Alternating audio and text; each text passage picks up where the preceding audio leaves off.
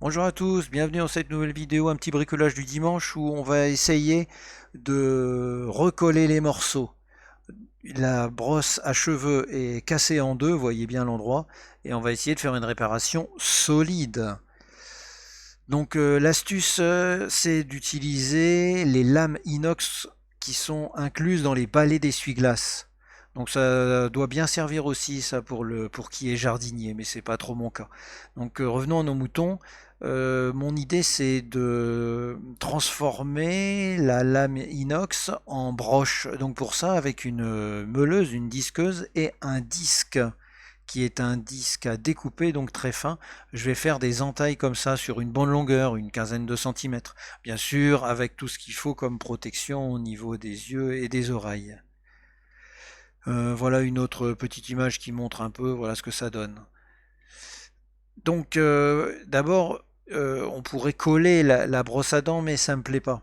Parce que si vous utilisez des colles cyanoacrylate, ensuite, comme on va insérer les broches, ça peut créer des fumées, des vapeurs toxiques. Déjà que, on va dire, les vapeurs du plastique, c'est pas excellent, mais les vapeurs de colle, ça me plaît encore moins. Donc je fais simplement chauffer les deux extrémités et je vais les rejoindre. Voilà. Donc ça va me faire un maintien mais absolument insuffisant en termes d'usage, hein. Un maintien juste, on va dire.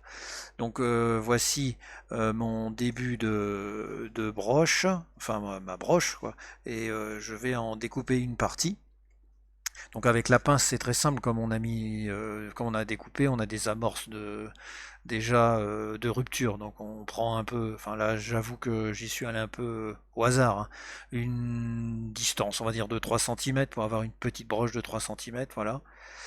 Ensuite, il y a deux possibilités. La première possibilité, c'est d'utiliser un fer à souder, mais qui chauffe bien, un puissant, type un pistolet, comme ça. C'est bien pratique, hein, instantané à souder.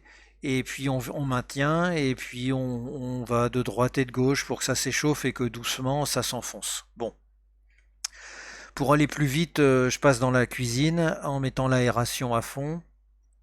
Et donc je prépare ma brosse avec un petit support, là c'est de rondelles mais ça pourrait être deux pièces parce que naturellement elle est un petit peu courbée pour qu'elle soit bien maintenue. Donc c'est pas très propre hein, au niveau de la gazinière, mais c'est pas le sujet. Donc on fait bien chauffer jusqu'au rouge, voilà comme ça. Et puis ensuite, eh bien on applique directement sur la broche, oui sur la brosse pardon, la broche. Donc voilà, j'enfonce. Ça s'enfonce au début comme du beurre. Ça peut être un peu plus dur à la fin si ça se refroidit, évidemment. Donc là, il faut faire vite. Vaut mieux être deux. Enfin, moi, j'ai fait ça tout seul avec l'appareil, enfin le smartphone qui prenait les photos. Donc vous, vous devriez réussir avec vos deux mains. Donc ensuite, on voit qu'on a nos deux broches qui sont déjà posées. Bon, le travail n'est pas joli joli, hein. C'est pour ça qu'avec le pistolet, je vais renfoncer un petit peu chacune des broches.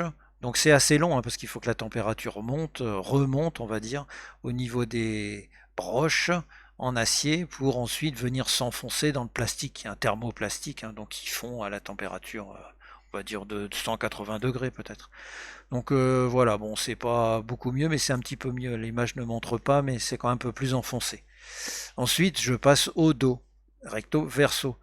Donc là, elle est déjà bien maintenue, elle est bien solide, hein. Donc bon, je réitère l'opération. Donc voici le verso, deux broches au recto, deux broches au verso.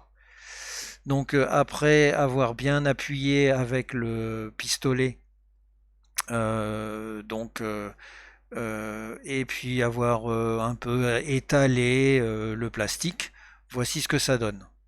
Bon, on voit que c'est pas encore fameux, hein, j'ai des trous. Donc je vais trouver une petite combine pour les combler. Je vais prendre des bouchons. Alors vous prenez la bonne couleur évidemment. Et je fais un petit découpage du bouchon.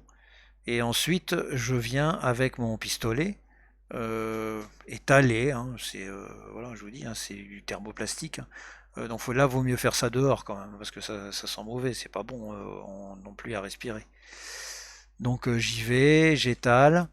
Voilà, donc là on a une image où on voit le plastique qui est en train de fondre que j'étale. Donc après il faudra prendre soin de nettoyer ces instruments, ces outils évidemment.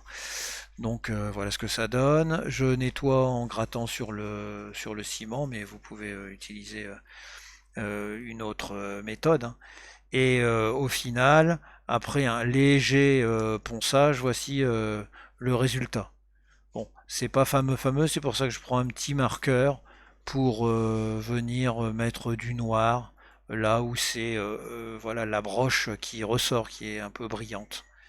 Donc euh, avec le marqueur, et ça on va dire que c'est l'image finale, voici ce qu'on obtient. En tout cas, ce qui est surtout important, c'est que ce soit solide. Et je ne peux pas vous apporter la preuve par l'image, hein, mais c'est vraiment solide. Je me demande bien si c'est pas plus solide que d'origine.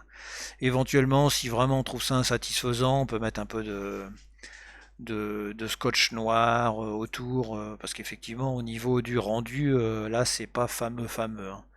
Mais on va dire que pour une deuxième brosse, une brosse qui pourrait servir au cas où on ne met pas la main sur la première, c'est une réparation tout à fait satisfaisante.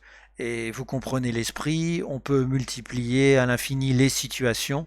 Donc tout ce qui est thermoplastique, voilà, vous allez pouvoir mettre ce genre de broche à l'intérieur. Comme c'est cranté, au final c'est vraiment solide. On peut couper à la longueur que l'on souhaite, hein, vous avez compris le principe.